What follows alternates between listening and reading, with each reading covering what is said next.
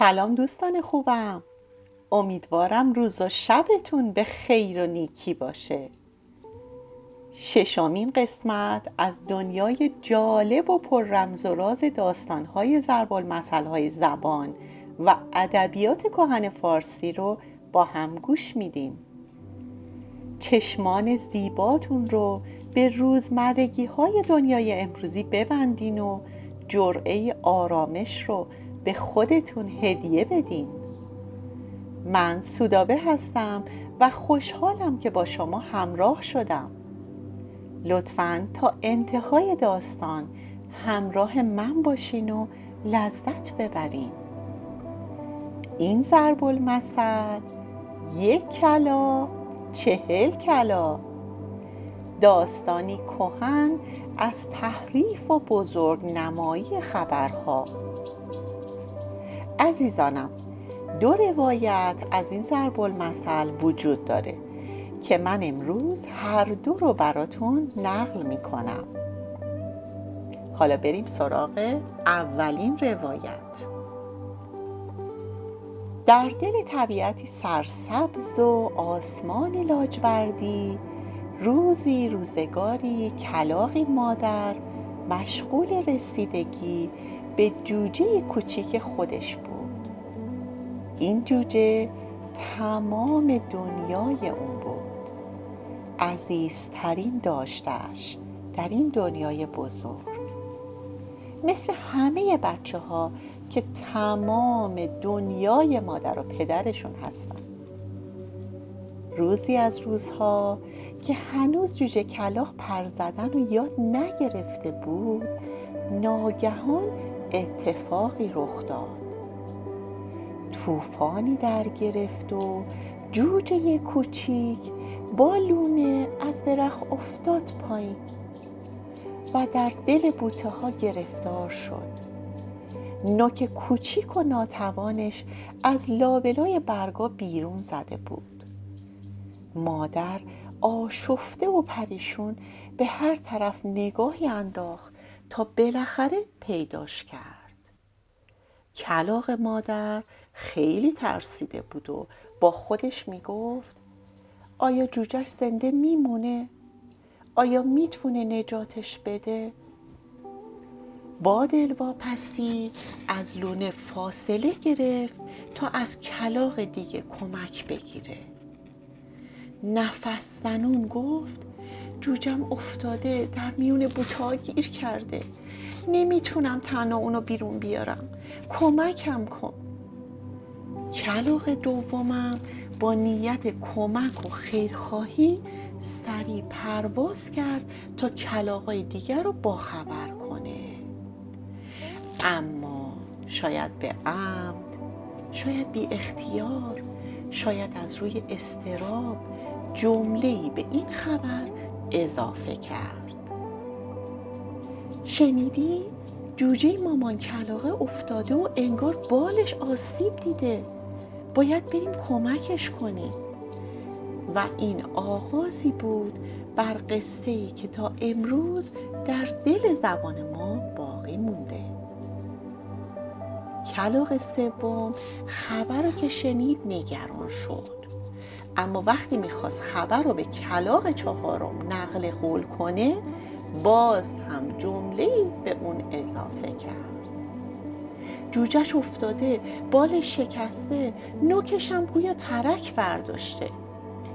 و این خبر بال در بال، دهان به دهان از کلاغی به کلاغ دیگه رسید، هر کدوم نگرانتر از قبلی، اما هر کدوم بی آنکه حقیقت رو با چشمای خودشون دیده باشن چیزی به داستان افزودند. کلاغ پنجم، ششم، دهم، 20م تا رسید به کلاغ 40م. اون که خبر رو شنید به خودش لرزید و به همه اینجوری گفت شنیدم جوجهش افتاده، بالش شکسته، نوکش شکسته، خون زیادی از بدنش رفته، در نهایت گربه‌ای گرسنه جوجه بیچاره رو خورده. بیایید با هم بریم و به مادر جوجه تسلیت بگیم. و همه کلاغا سیاه پوشان و سوگوار پرواز کنان راهی لانه مادر شدند، همه کنان و فغان زنان. اما وقتی رسیدن چی دیدن؟ جوجه کوچیک زنده و سالم در دل بوته ها بود. کلاغ مادرم با مهربونی داشت اونو از میون شاخ و برگا بیرون میکشید، آروم و صبور و بی‌نیاز از اون همه همه کلاغ‌ها مات و مبهوت وایستادن، نگاهی به هم انداختند. بعضیا سرشونو پایین انداختن و بعضیا آه کشیدن و شاید بعضیاشون هم از خودشون پرسیدن چی شد که چنین دروغ بزرگی رو باور کردیم؟ این داستان ساده اما عمیق از دیرباز در دل فرهنگ کهن ما مونده، داستانی که در پس ظاهر کودکانش پیامی بزرگ برای هر انسان در هر زمان و مکانی داره. پیامش هم اینه دوستان، حقیقت رو پیش از نقل ببین، سخنی را پیش از باور بسنج و هیچگاه باری بر شانه های خبر نیفکن که از آن تو نیست. یک کلاغ 40 کلاغ حکایت تحریفه، حکایت بزرگ نمایی و حکایتی درباره خود ما انسان هایی که گاه بدون اون که بدونیم جوجه‌ای زنده رو در داستان هامون قربانی گربه خیالی میکنیم. شاید بهتر باشه گاهی پیش از اون که داستان رو ادامه بدیم بایستیم و بپرسیم آیا حقیقت همینه که شنیدم؟ و این راز مانایی این ضرب المثل کهن هست. حالا عزیزانم حاضرین بریم سراغ دومین روایت از همین ضرب المثل، روایت چوپان و کلاغای خیالی.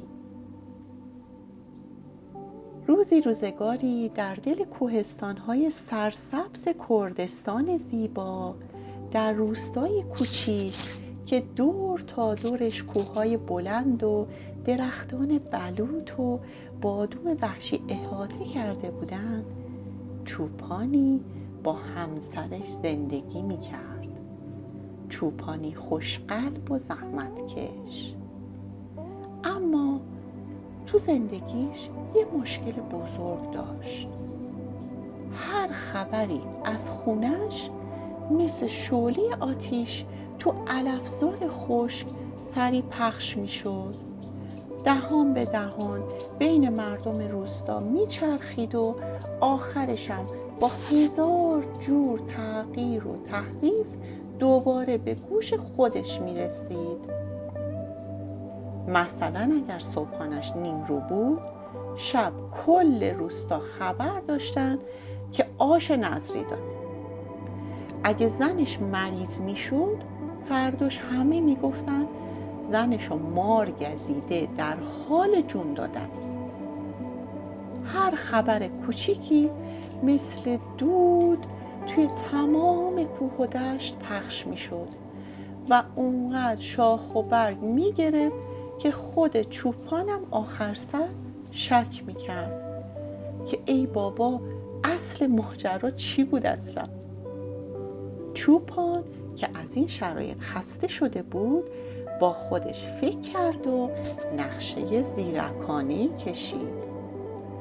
یه روز صبح زود، هنوز که نسیم خنک کوهستان از میان شاخه‌های بلوط می‌گذشت و مه سبک روی تپه ها خوابیده بود، چوپان از خواب بیدار شد و زنشو تکون داد و با لحنی وحشت زده گفت زن بیدار شو، وای چه مصیبتی، وای وای.